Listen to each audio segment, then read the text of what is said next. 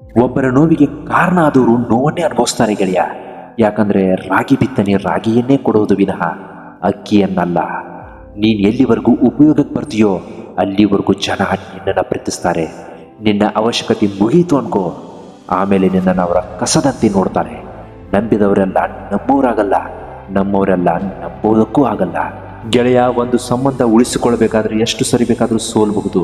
ಆದರೆ ಅದನ್ನು ನಿನ್ನ ದೌರ್ಬಲ್ಯ ಅಂತ ಅವರು ತಿಳ್ಕೊಂಡ್ರೆ ಆ ಸಂಬಂಧ ಮುಂದುವರಿಸುವ ಅವಶ್ಯಕತೆಯೇ ಇರೋದಿಲ್ಲ. ಯಾಕಂದರೆ ಮನುಷ್ಯನಿಗೆ ಸ್ವಾಭಿಮಾನ ಕೂಡ ತುಂಬ ಮುಖ್ಯ ಆಗಿರುತ್ತೆ. ಇನ್ನೊಬ್ಬರ ಹಂಗಲಿ ಬದುಕೋದು ಯಾವತ್ತಿದ್ರೂ ನರಕಾನೆ. ಗಂಜಿ ಕುಡಿದ್ರೂ ಪರವಾಗಿಲ್ಲ, ನಿನ್ನ ಅನ್ನ ನೀನೇ ದುಡ್ಕೋಬೇಕು. ಕೆಲವೊಬ್ಬರ ನಗುವಿಗಾಗಿ ಕೆಲವೊಮ್ಮೆ ನಿನ್ನ ನೋವುಗಳನ್ನು ಅಡಬಿಡ್ಬೇಕಾಗತ್ತೆ. ಹೋದ್ರೆ ಹೋಗ್ಲಿ ಬಿಡು, ನಿನ್ನ ಜೊತೆ ಇರೋ ಯೋಗ್ಯತೆ ಅವ್ರಿಗಿಲ್ಲ. ಅದನ್ನು ನೀನು ಮೊದಲು ಅರ್ಥ ಮಾಡ್ಕೋ. ಯಾರನ್ನು ಕೂಡ ಅತಿಯಾಗಿ ಹಚ್ಕೋಬಾರ್ದು ಗೆಳೆಯ. ಅತಿಯಾದರೂ ಅಮೃತೂ ಕೂಡ ವಿಷ ಆಗುತ್ತೆ ಅನ್ನೋದನ್ನು ಮರಿಬಾರ್ದು. ಹಾಗೆ ಅತಿಯಾದ ನಂಬಿಕೆ ನಿನ್ನನ್ನು ಬ್ಲಾಕ್ ಲಿಸ್ಟ್ಗೆ ಸೇರಿಸುತ್ತೆ. ಚಿನ್ನ ಬಡಿದಷ್ಟು ಅಪರಂಜಿ ಆಗತ್ತೆ. ಮನುಷ್ಯ ಜೀವನದಲ್ಲಿ ಪೆಟ್ಟು ತಿಂದಷ್ಟು ಮಾನಸಿಕವಾಗಿ ಗಟ್ಟಿಯಾಗ್ತಾ ಹೋಗ್ತಾನೆ. 100 ಬಾಗಿಲು ಮುಚ್ಚಿದ್ರೂ ಕೂಡ ದೇವರು ಒಂದು ಬೆಳಕನ್ನು ತೋರುವ ಮಾರ್ಗವನ್ನು ಇಟ್ಟಿರ್ತಾನೆ. ಹೆದರಬೇಡ, ಭಯ ಪಡಬೇಡ, ಚಿಂತಿಸಿ ಕೊರಗಬೇಡ. ಬಿಟ್ಟು ಹೋಗಿದಾರ, ಹೋಗ್ಲಿ ಬಿಡು. ಅವ್ರಿಗಿಂತನೂ ಚೆನ್ನಾಗಿರೋರೇ ನಿನಗೆ ಸಿಗ್ತಾರೆ. ಅವ್ರಿಗಿಂತನೂ ಒಳ್ಳೆಯವರೇ ನಿನ್ನ ಜೀವನದಲ್ಲಿ ಎಂಟ್ರಿ ಆಗ್ತಾರೆ. ನೀನು ಪ್ರಾಮಾಣಿಕವಾಗಿರು, ತಾಳ್ಮೆಯಿಂದ ಇರು.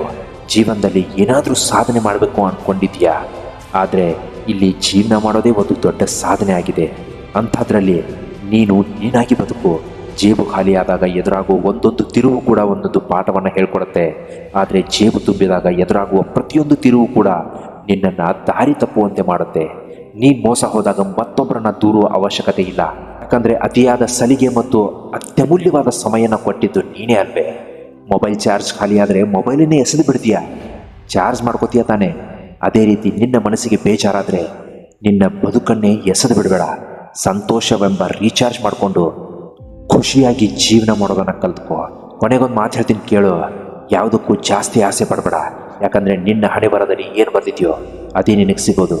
ಬಿಟ್ಟು ಹೋದ್ರೆಂದು ಕೊರಗುವ ಬದಲು ಸತ್ತು ಹೋದ್ರೆಂದು ಮರೆತು ಬದುಕು. ಇಂತಹ ಮತ್ತೊಂದು ಕಂಟೆಂಟ್ ತಗೊಂಡು ನಾಳೆ ನಿಮಗೆ ತಪ್ಪದೇ ಹಾಜರಾಗಿರ್ತೀನಿ. ಚಾನಲ್ ಒಂದು ವೇಳೆ ನೀವು ಸಬ್ಸ್ಕ್ರೈಬ್ ಮಾಡಿಲ್ಲ ಅಂದರೆ ದಯವಿಟ್ಟು ಸಬ್ಸ್ಕ್ರೈಬ್ ಮಾಡ್ಕೊಳ್ಳೋದನ್ನು ಮಾತ್ರ ಮರಿಬೇಡಿ. ನಮಸ್ಕಾರ.